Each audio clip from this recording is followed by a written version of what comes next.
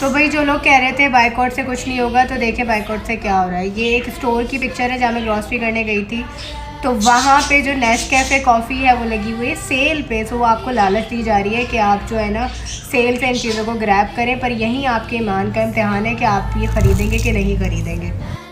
Nestle वालों पे तो ये नौबत आ गई है कि अब वो बड़े बड़े डिस्काउंट्स दे रहे हैं। अब आप पे है कि आपने लेना है नहीं लेना, हम तो नहीं ले रहे।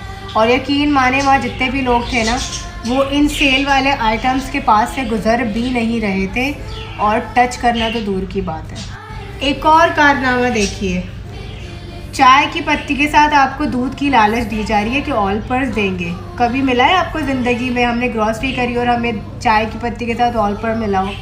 सो यहाँ पे ये देख लें, ये हाल है। बेचारे नेस्ले वाले जो है ना कह रहे हैं फ्री में ले लो, पर हम फ्री में भी नहीं लेंगे। अब बारी आ जाती है माइलो की। माइलो भी सेल पे है क्योंकि बच्चे पीते हैं, तो लालच देंगे कि ले लो सेल पे बच्चों के लिए, पर आपने लेना नहीं है।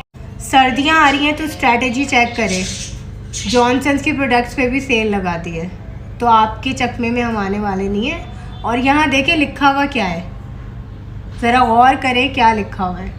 वाकई सस्ता, वाह क्या बात है। सो बस अब यहाँ आपका इम्तिहान है कि आपने सेल वाली चीज़ों से ये वाली प्रोडक्ट्स को बाय करना ही नहीं पड़ना। मैंने सोचा आप लोग के साथ शेयर कर दूँ। सो बाइकआउट से ये फ़ायदा हो रहा है, बाइकआउट का रिज़ल्ट ये है, तो आपने अपना बाइकआउट जारी रखना है। इसी तरह आप सपोर्ट कर सकेंगे और अपने लोकल बिजनेसेस को जो है ना वो ग्रो कर सकेंगे।